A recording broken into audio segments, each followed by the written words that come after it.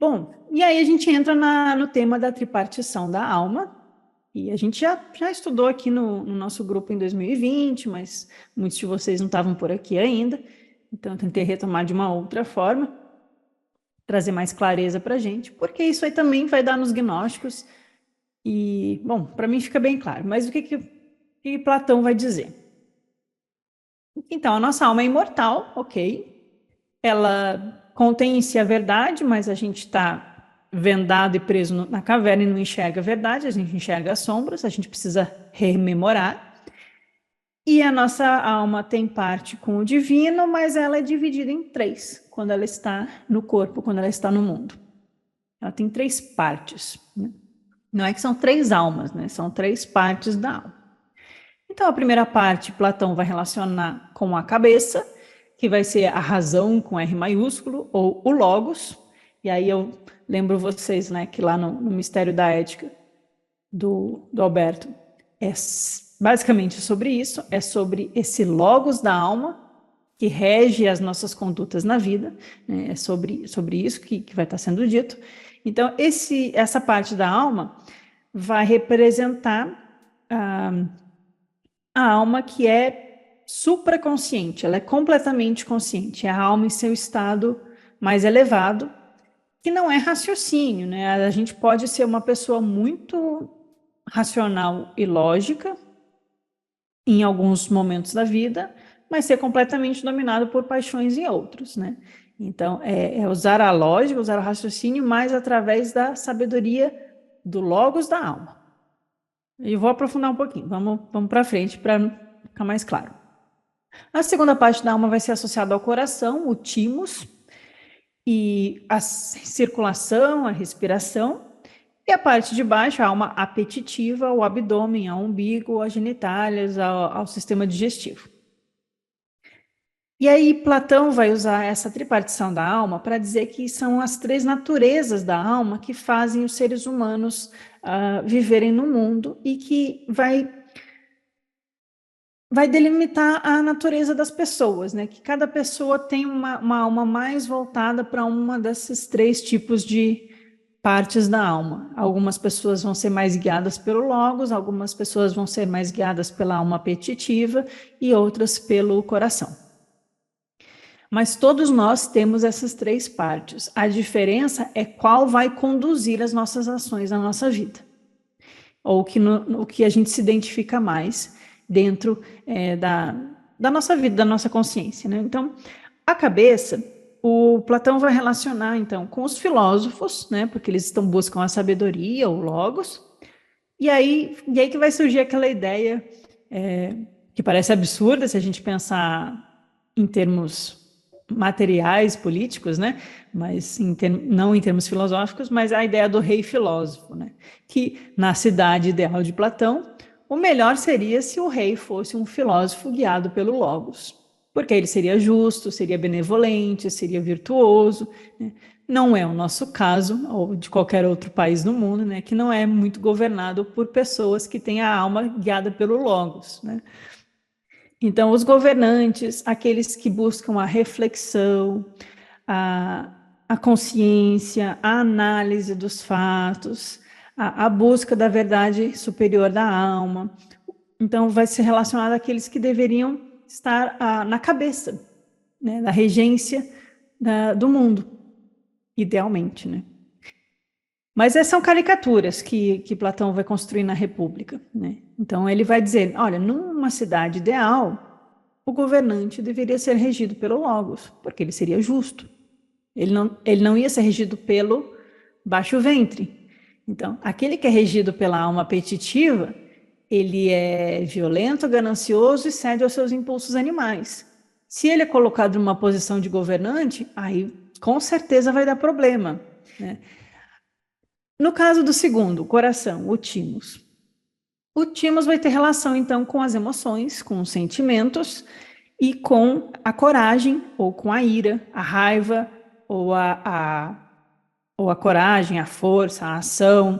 A gente pode até fazer alguns paralelos daqui a pouco.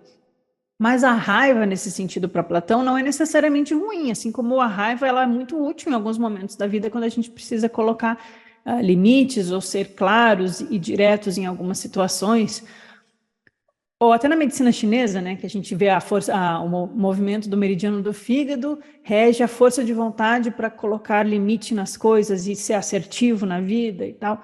Então, por um lado, a gente tem a raiva descontrolada, por outro lado, a gente tem a raiva contra a injustiça. Então, Platão vai falar sobre como é bom a gente ter raiva contra a injustiça, mas não aquela raiva que nos consome a alma, mas que nos faz ter vontade de agir bem no mundo. E por isso ele vai relacionar aqueles que a parte do timos da alma os conduzem com os guardiões e com os guerreiros da cidade. É claro que isso é um estereótipo, né? Não é que todo mundo vai ser guerreiro, não é que todo mundo vai fazer treino de artes marciais e ficar brincando de ser guardinha, porque tem que ser o guerreiro platônico, não é isso, mas é você se colocar como aquela pessoa que age no mundo, que tem força de vontade para agir, que tem força de vontade de lutar contra injustiças, de agir pelo bem coletivo, de proteger os fracos, o ideal cavalheiresco, né? Lutar contra as injustiças. Então é a pessoa que tem coração, que tem emoção, que reage ao mundo e que tem uma honra. Então, falando em termos positivos, é a honradez, é a força de ação, né?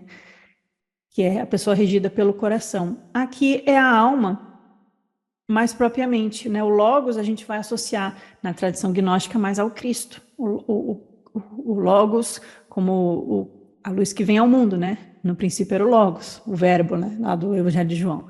Então, o Logos é essa luz que vem do e que participa, como o poder de luz participa da alma.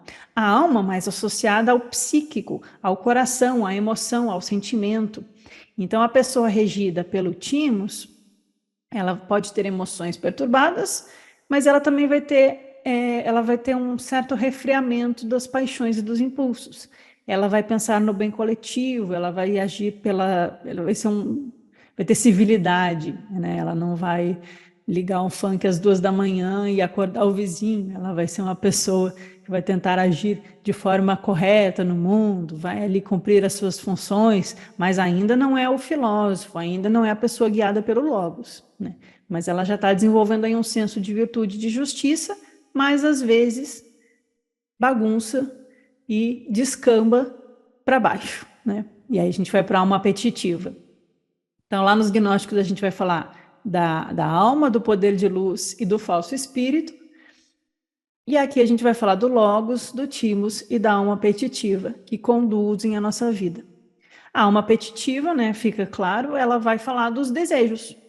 Então, é os apetites sexuais, apetites por comida, apetites por poder, apetites, né, por dominação dos outros, apetites por posses, instinto de sobrevivência, é a parte mais animalizada da alma.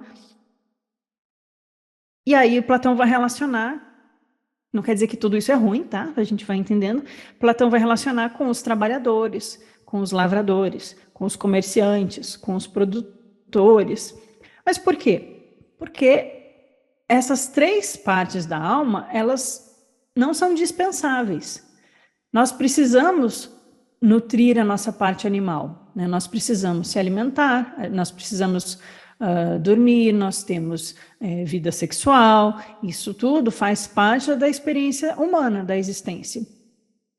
Mas o quanto que a gente deixa os apetites guiarem, ou quanto a razão, o logos ou a virtude está guiando a nossa vida, é que vai determinar qual parte da alma a gente está sendo dominado por qual parte, né? Então, dentro de um estereótipo de uma cidade, a gente precisa entender que as pessoas precisam produzir comida, elas precisam produzir cerâmica, né, no caso da Grécia Antiga, né, precisa ter alguém que recolha o lixo, alguém que faça o mármore, né, e precisa ter quem tenha coragem de proteger os outros, de defender a cidade, precisa ter quem pense nas leis, na justiça, nos juízes, os governantes, os filósofos, e assim Platão vai montando a ideia utópica, né, e não é nada prático que Platão coloca, da República, lá de Platão. Então, ele vai colocar as pessoas nessas categorias, mas isso não são castas no sentido indiano, tá? Isso, claro que pode ser depois, né, deturpado, pode ser mal usado, pode ser usado para o mal, né? Isso não são castas, é só uma questão da gente identificar a natureza das pessoas e adequar as pessoas àquele trabalho que é mais apropriado para a felicidade delas, inclusive, ou para o bem-estar coletivo, né? Se você coloca uma pessoa que é muito guiada pelo timos para reger, como um rei na cidade, provavelmente ele vai entrar em guerra com outro povo, não vai ser bom. Se você coloca uma pessoa que tem a alma apetitiva ainda muito animalizada, ainda muito descontrolada, porque a razão está fraca, aí você vai ter um governante corrupto, um governante que manda matar as pessoas, né? Você não vai ter uma boa cidade, um bom governo. Então, isso fala mais sobre a natureza de cada um do que em que família quem nasceu, porque você pode ter alguém lá da Grécia Antiga que nasceu numa família nobre, mas que não tem muito talento para ser um soldado e nem um filósofo, que ele tem um talento para produzir cerâmica e ser um artista. E aí tudo bem, você encaminha a pessoa para esse tipo de ação. Assim ela também pode se desenvolver e encontrar a virtude. Se você coloca uma pessoa numa função aí de guerra, né? Mas ela não tem essa natureza, ela vai morrer na primeira batalha. Então, Platão vai falar que a gente tem que identificar cada pessoa e respeitar a natureza dessa pessoa. Então, não é assim, nasci nessa casta e vou morrer nessa casta para ele. É dentro da natureza que cada um expressa. Isso seria ideal se a gente pensasse, se funcionasse, né, socialmente, né? Se cada um pudesse exercer aquilo para o qual nasceu, ou exercer os talentos que melhor lhe dão sustento e ser valorizado por isso, porque todo mundo é necessário na subsistência da sociedade, né? Entender que cada um tem seu papel e fazer esse seu dharma pessoal, né, que o pessoal fala, mas não é isso, mas exercer a sua autonomia, a sua autenticidade, a sua vontade e fazer bem feito e ser valorizado por isso. E é claro que todos esses têm um lado que pode virar para o lado das sombras, né? Então, assim, o filósofo, se ele é regido pelo logos da virtude, ele pode ser um bom rei filósofo. Mas se ele é simplesmente dominado pelo racional, ele vai se embrutecer e ser uma pessoa vaidosa e orgulhosa e sabichona, né? Então a gente pode ter alguém que tem a força de lutar contra a injustiça social no mundo e por melhorias coletivas, ou no caso do Timos, né? Ou ser uma pessoa violenta, brutamontes, que impõe o seu poder à força, né? Então a gente entender que não há julgamento de bom e ruim, mas a gente entender as forças que regem a alma e regem a humanidade. Só que é claro que a apetitiva, ela está falando mais da nossa natureza de subsistência, a nossa natureza animal, a nossa natureza de digerir o mundo, de se alimentar, de comer, de se reproduzir. Né? A nossa questão emocional está mais ligada ao coração, mas aquilo que nos une ao espiritual é o logos. Então, é por isso a gente vê esse movimento ascendente na tripartição da alma platônica. Então, são 3 divisões da alma, e por isso na República de Platão vai dividir, né, aí em filósofos, guardiões e trabalhadores. Mas aí vocês lembram que os gnósticos vão falar dos pneumáticos, dos psíquicos e dos ilíacos, ou os espirituais, os ligados à alma e os materialistas. Então, um lado, alguém falou aqui dos 2 lobos, né? Qual lobo que você alimenta? Então, fica aqui o logos puxando para a reflexão, para a virtude, a alma agir com coragem, com justiça, e a alma apetitiva querendo soltar e dar uma de loucona. A alma apetitiva, ela quer satisfazer os seus apetites. E aí a questão é qual que vai controlar a nossa vida. A gente não vai deixar de ter alma apetitiva e a gente não vai deixar de ter o timos, caso a gente consiga encontrar despertar, encontrar, eu não gosto dessas palavras, o logos em nós, né? Como é que Platão vai resolver isso? Ele vai trazer a imagem da carruagem. Porque ele vai falar que os deuses, né? Isso é uma parte bonita que eu achei, uma das ideias que a gente encontra nos textos de Platão, é que Zeus, como o deus pai, né, ali dos gregos, vai representar a cabeça. E aí Héstia, que que é a que mantém o fogo no centro, a lareira no centro da casa, né? Aquele fogo interno. Lembra dos pitagóricos falando do fogo central? Então a gente tem Zeus, a cabeça, Héstia é o centro da casa, e aí a gente tem 12 deuses designados em 12 posições nos céus. Vocês já viram isso, né? Mas Platão também está repetindo essa ideia. Zeus, o fogo central, Héstia, feminino, e agora o fogo ficou como feminino, né? Às vezes ele é masculino, o Forrat. E os 12 deuses, com 12 moradas nos céus, e esses deuses têm carruagens aladas. Só que aí, o ser humano teve as suas asinhas cortadas e a alma caiu na terra. E aí agora a gente tem uma carruagem sem asas. E essa carruagem é composta de 3 partes da alma, que vão se corresponder a essas partes do corpo, igual lá no apócrifo de João, os daimônios e os arcontes criam forças a partir de partes do corpo também correspondentes, né? O mundo antigo é cheio disso. E a gente vai entender que Platão vai representar a alma como essa carruagem com 2 cavalos, um cavalo preto e um cavalo branco. O cavalo negro, ele é selvagem, ele é agressivo, ele é descontrolado e ele quer fazer o que ele quer da vida, ele não quer ter rédeas nele, né? Essa é a imagem que a gente vai ter. O cavalo branco também tem as vontades dele. E se você não tá bole nas rédeas, os cavalos vai cada um para um lado e você não chega a lugar nenhum na sua vida. Basicamente a imagem, resumidamente, é essa. Então aqui a gente tem a alma humana caindo sem asas, com uma carruagem sem asas, caindo, né? Bonita essa pintura. E aí esse cavalo vai ser representado assim. O preto é a alma apetitiva. O preto é a parte animalizada da nossa alma. O cavalo preto, ele quer satisfazer as vontades dele. Ele quer comer até explodir, ele quer transar com todo mundo, ele quer ter poder, mulher e dinheiros. O Felipe sempre fala isso. Ele quer mandar em todo mundo, ele quer vencer pela violência, ele é cheio de vontades, ele é a parte animalizada da alma. O cavalo branco, então, vai ser representar o timos. O cavalo branco vai ser o cavalo já que reflete alguma luz, né? Nesse sentido. Mas o timos, como a gente estava falando aqui nas 3 partes da alma, ele pode ser tanto corajoso, bom, justo e civil, como ele também pode ser melindroso, carente, dramático, inseguro, crente, ter ideias próprias, baseado em opiniões e crenças, e não na razão, no logos e na verdade, né? Então, vai ser os 2 cavalos, e a gente tem a razão guiando a alma.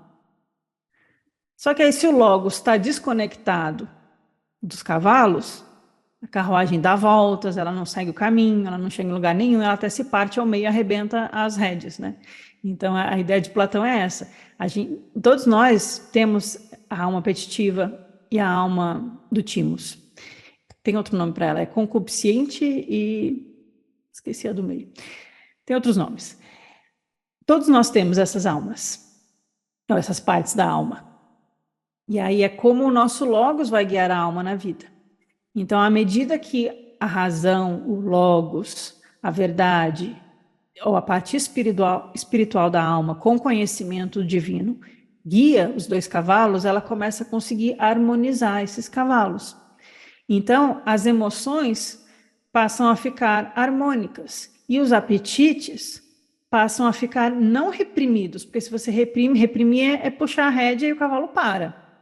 Você quer que ele ande, mas ele vai andar amando do logos, ele vai ser um apetite direcionado. Então, isso é a mesma ideia que a gente tem, fazendo um desvio aqui, mas é a ideia do Tantra, gente. A gente, quando estudou o Tantra budista, e o Bruno também recentemente deu 2 encontros, quem acompanhou sobre o Tantra budista, a ideia é transmutar as energias em nós, certo? Mas não são só energias físicas, é transmutar as emoções e a energia mental também. Então, é transmutar o desejo. Então, se eu desejo muito uma coisa, eu vou direcionar esse desejo para outra coisa mais condizente com a virtude, com o logos ou com a alma. Eu vou usar a força do desejo, eu vou usar a força de Eros, da paixão, para direcionar o cavalo para onde eu quero e não deixar que o cavalo decida a minha vida. Essa vai ser a diferença, né? Então, Platão vai falar que o amor, a princípio, por exemplo, ele vai ser voltado para as paixões. Então, você vai querer ir para a balada, vai querer se envolver com um monte de gente, vai fazer um perfil no Tinder, né? Você não é amor, aí é a paixão dominando. Mas à medida que você busca o amor, aí você vai encontrando um amor numa pessoa legal, com quem você tem uma conversa boa, e você vai tendo um bom relacionamento com outras pessoas, não precisa ser só relacionamento amoroso, né? Podem ser amizades, podem ser outros amores. E aí isso também vai aumentando, vai mudando para o amor ao conhecimento, o amor à sabedoria, o filósofo entra aqui, o amor às virtudes, o amor à justiça, o amor à prática divina. Então, o amor é sempre a mesma energia, é para onde eu estou direcionando ela que vai transmutar, transformar a minha alma ou não. Se a minha alma está descontrolada e o cavalo negro domina a minha existência, eu vou acabar estrupiada num penhasco porque a minha carruagem perdeu o rumo. Então, eu preciso, na verdade, não é reprimir o cavalo, mas conduzir o cavalo. Eu vou direcionar para onde essa energia vai ir. Se eu vou amar o conhecimento e a virtude ou se eu vou amar a balada. O amor, o sentimento em si, ele não é bom nem ruim. É como eu coloco ele na minha existência. Então, é isso que Platão vai dizer, como eu pelo menos estou entendendo. Talvez alguns de vocês entendam diferente, mas ele vai colocar a razão, o logos, o divino, guiando a carruagem.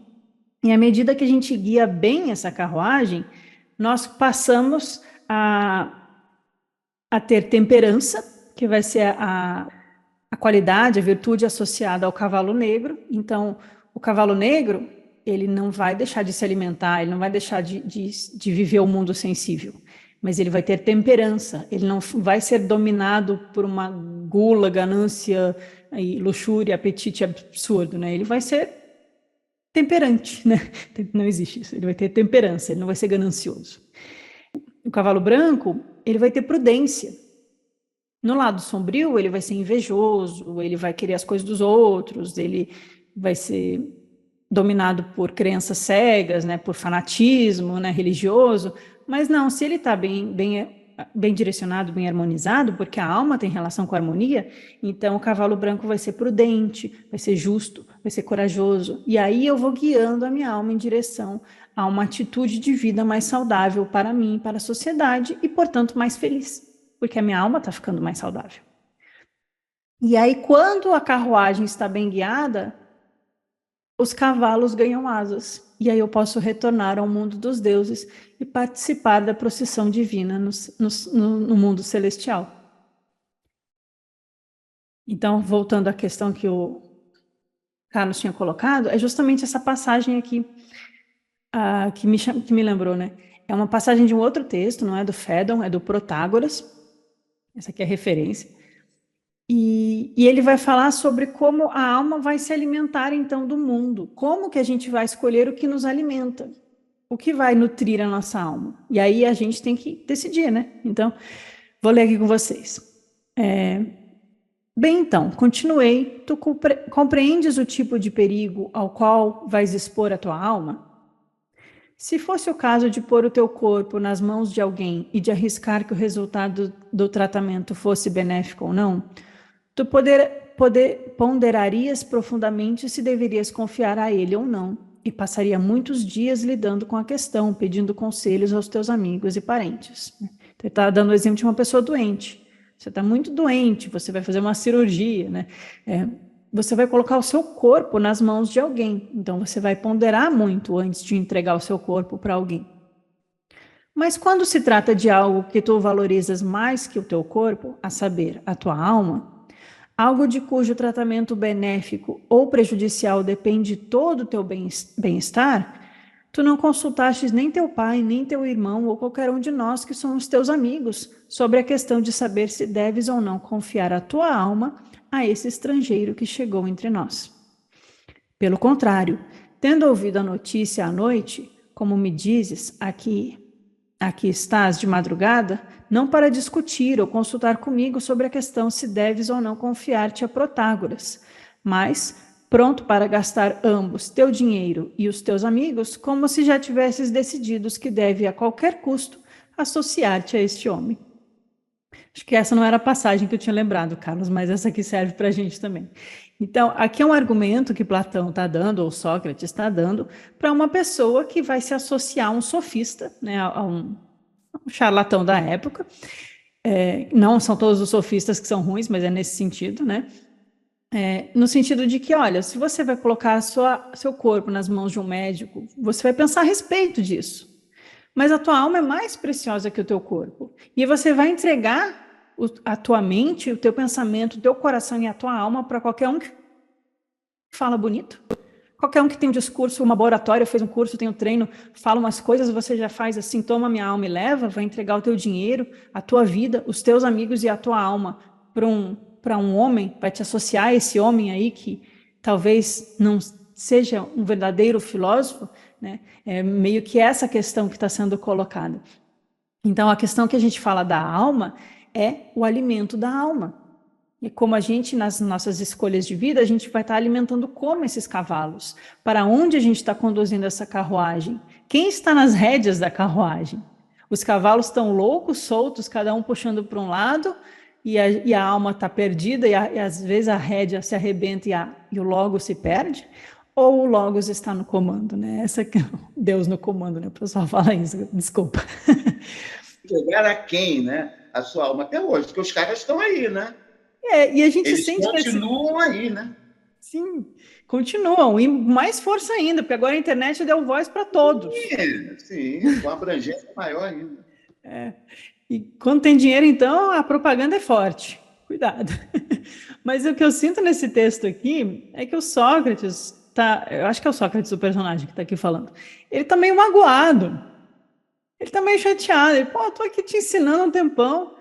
E você vai se entregar para qualquer bonitão que tem um laboratório aí, te convence de qualquer coisa assim, você nem pensa, você entrega os seus amigos, seu dinheiro e vai e compra o curso, sei lá, né? Hoje em dia é curso, né? Então, a gente vê que não é só Jesus que está falando dos lobos em pele de cordeiro, dos falsos profetas, do ouro falso que engana, não é só outros, né? Os próprios Platão, os próprios filósofos já estão preocupados com aqueles que estão levando as almas para longe do caminho da virtude, para longe do caminho da verdade, do divino, né? Para o sentido de alimentar mais os apetites das pessoas, porque a gente, às vezes, nessa busca de assuntos espirituais, a gente tem motivos que não são muito bons. E eu não estou falando bons no sentido de estou julgando vocês ou julgando a mim mesma, né? Mas no fundo não são muito bons. Às vezes a gente quer aplauso, a gente quer atenção, a gente quer matar uma carência, a gente quer se sentir importante, a gente quer ter poder, a gente quer se mostrar para os outros, é o que eu mais vejo por aí, né? Quem busca assuntos espirituais, sem pensar em ninguém específico, mas então a gente saber dosar com clareza, com razão, com logos, com a verdade da minha alma, porque eu estou me colocando nisso, porque se a pessoa tem uma fragilidade emocional, e todos nós temos e estamos sujeitos a ter, né? Então, por isso a gente tem que cuidar das nossas emoções também, né? Se a pessoa está num momento de fragilidade e tem um desejo mal trabalhado, a sombra domina, né? Amigos junguianos, né? Se você não olha para a sombra e não lida com ela, ela te domina através do inconsciente. Então, você compra qualquer papo sedutor. E é isso que está acontecendo aqui com o amigo do Sócrates, que foi convencido pelo sofista, né? E aí, o que o Carlos tinha colocado, né, é que uma outra passagem que eu esqueci de trazer, mas eu lembro vagamente dela, que é a questão de como a gente vai dosar os apetites e a vida, né, de uma forma saudável, ou a gente não pode, né, se alimentar e tal. Vocês vão entender. Platão, numa passagem, ele vai dizer assim, quando você está doente do corpo, você tem algumas restrições alimentares, né? Se você está doente, você tem que ficar de cama, de repouso, você tem que tomar um caldinho de legumes, você tem que se hidratar muito, comer mais fruta, evitar alimentos inflamatórios, você tem que evitar algumas coisas. porque essas coisas vão te fazer mal, vão fazer mal para a saúde do seu corpo. Quando a sua alma está doente, e entende-se a alma amarrada no fundo da caverna como uma alma doente, ela não pode comer qualquer coisa, ela não pode se entregar a qualquer coisa, ela não pode se envolver com qualquer experiência, porque como ela está adoecida, o direcionamento dessa energia dela vai ir para o mau caminho, né? Então, enquanto você ainda não se libertou da caverna, é bom você ter uma atitude mais contida, mais calma, mais tranquila na sua vida, né? Você tem que sim evitar algumas coisas, porque senão as suas paixões que ainda não estão purificadas, elas vão se descontrolar e vão te dominar. Então, seu cavalo ainda não foi domado, né, nesse sentido. Então, assim como o doente tem restrições, porque está acamado, a pessoa que ainda não saiu da caverna, é bom para ela ter algumas restrições, porque isso vai ajudar ela a fazer o caminho de saída. À medida que ela sai, aquelas restrições não vão mais ser um peso, nenhuma coisa ruim, mas ela vai saber direcionar para aquilo que traz verdadeira alegria para ela. Então, ela vai ter um relacionamento bom com as pessoas, ela vai ter uma alimentação boa, e isso vai ser alegre, feliz e prazeroso, mas ela soube ser temperante, né? Ela soube ter temperança, ela soube ter harmonia na vida. Então, ele vai dar esse exemplo de que não é se abster da vida, mas entender que em certos momentos da nossa existência, da alma, é bom a gente ter uma certa temperança para atingir o objetivo da sabedoria. É mais ou menos isso que dizia a passagem que eu esqueci. Então, eu vou só mostrar o último para vocês, que era o último mesmo. Fica a sugestão do livro do Alberto, porque vai ser só sobre essa questão da alma do Logos, de como o Logos conduz a vida, é justamente sobre isso. E aí é que o Ferdinand, ele termina assim, que é natural, né, que as almas, como natural, é que não sejam as almas dos melhores, mas a dos medíocres, que assim se veem compelidas a vagar por lugares tais, espiando a culpa do seu antigo modo de vida. Então, não são os melhores que ficam voltando na transmigração das almas. São aqueles que ainda têm pendências a resolver, né? Que ainda repetiram de ano. Né? E assim iam devagar, até que o desejo do elemento corporal que a segue e acompanha as faça de novo prenderem-se as cadeias de um corpo. O que, segundo tudo leva a crer, se processa consoante os tipos que cada um exercitou. Traduzindo aqui da linguagem platônica o desejo faz a alma voltar a uma nova existência, prende de novo ela nas cadeias de um corpo e processa essa existência de acordo com as ações que cada alma exercitou. Igualzinho Pisofia. Quer dizer, Pisofia vai ser igualzinho Platão. Então, e aí nesse trecho, o trecho era bem grandão, eu peguei só esse pedacinho. E ele ia dando exemplos, né? A alma de quem rouba, de quem é invejoso, vai acontecer isso. Parece muito com Sofia. Ele vai dando exemplos de que tipos de ações fazem a gente continuar preso. E aí ele vai terminar, então. Quanto à espécie dos deuses, não será permitido o acesso àquele que não praticou a filosofia e não se vai daqui totalmente purificado, mas somente ao que ama o saber. E eis a razão pela qual, meus caros símias e sébes, os filósofos que o são de verdade se abstêm por completo dos prazeres do corpo e lhes opõem resistência em vez de se lhes entregarem. Não por temerem a ruína ou a pobreza, como o comum das pessoas, em especial os que amam o dinheiro, nem tampouco por recearem o descrédito e a infâmia de uma vida viciosa, como é o caso dos que ambicionam o poder e a glória, e que por esse motivo se abstém dos ditos prazeres. Então ele vai argumentar que não é para você se abster dos prazeres porque você ama o dinheiro e tem medo de ser ambicioso, ou tem medo da ruína, da pobreza, não é porque você tem receio da infâmia ou do medo do vício, não é por isso que você vai se abster. Você vai se abster porque é natural do filósofo que busca a verdade se abster daquilo que atrapalha o caminhar da alma. Mas é sempre nesse sentido de leveza, não por medo do julgamento do mundo, não por medo de pegar mal, de se dar mal na vida, mas porque você busca a sabedoria. E aí o Sócrates vai terminar dizendo que então os filósofos que amam verdadeiramente o saber vão atingir o nível dos deuses. E aí vão acessar a vida divina e não vão mais, e suas carruagens terão asas, né? E aí eles vão estar libertos dessa necessidade de transmigrar das almas. Então, essa basicamente a visão que Pitágoras, que Platão vai ter da transmigração da alma. E aqui eu trouxe de curiosidade que o Freud não é a mesma coisa, tá, gente? A alma tripartite de Platão não é o id, o ego e o superego de Freud. Porque o logos não tem essa função repressora do superego, né? Para quem, né, nunca ouviu falar, o id é os impulsos descontrolados. Se eu falar besteira, vocês me corrijam, tá, amigos psicólogos? O ego é o que faz ali a interface e o superego é o constritor, é o não pode, tem que obedecer, aquela coisa assim mais certinha, né? E o id é o animalizado. Então lembra um pouco a visão platônica, tripartite, mas não é a mesma coisa. Mas outra que me lembrou é a carruagem do Arjuna no Bhagavad Gita. No caso, ele tem 4 cavalos, e não 2.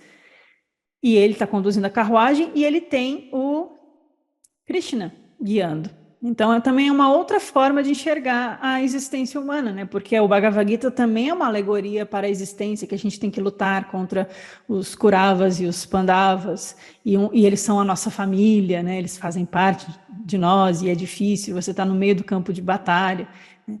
Mas vejam que a pessoa que montou aqui, ela também colocou, e eu concordo, né? A carruagem como o nosso corpo, o cocheiro, né, que é o Arjuna, como a razão ou o intelecto, né, a mente que guia, os cavalos aqui são os sentidos, o campo de atividade é os objetos de sentidos, e Krishna é o Cristo, é o Atma, é a parte luminosa que ajuda, dá umas dicas ao cocheiro. Né? Então, achei parecido com a carruagem de Platão, vocês não acham? E assim a gente finaliza Platão. E se vocês quiserem trazer mais alguma coisa na semana que vem, que eu esqueci do Platão, porque o Platão tem muita coisa. Uma coisa que eu esqueci de colocar, gente, é que logo depois de Platão vai com o estoicismo e com Epicuro, com Zenão, né? Vai reforçar essa ideia do encontrar a eudaimonia, a verdadeira felicidade, que é não se deixar dominar pelas paixões, não deixar que os vícios controlem a sua vida, né? A felicidade como algo tranquilo, algo leve, algo virtuoso, né? Vem a partir de Platão também o estoicismo, né? Eles vão se desenvolvendo, né? E é bonito também de ver e também vai influenciar os gnósticos. Né? Eu vou dar uma olhada para ver se não ficou nada importante. Vocês também podem achar que eu esqueci de alguma coisa. Platão é muito, muito grande. Platão é difícil. E aí a ideia é passar rapidinho ali pelo judaísmo e entrar em hermetismo e neoplatonismo e gnósticos. A gente já passou do meio aí dessa parte. Estou vendo se eu convido alguém para falar além de mim. E a gente termina com os neoplatônicos e os gnósticos. Aí a gente volta para os gnósticos. Então tá, gente. Muito obrigada. E durmam bem. Boa semana.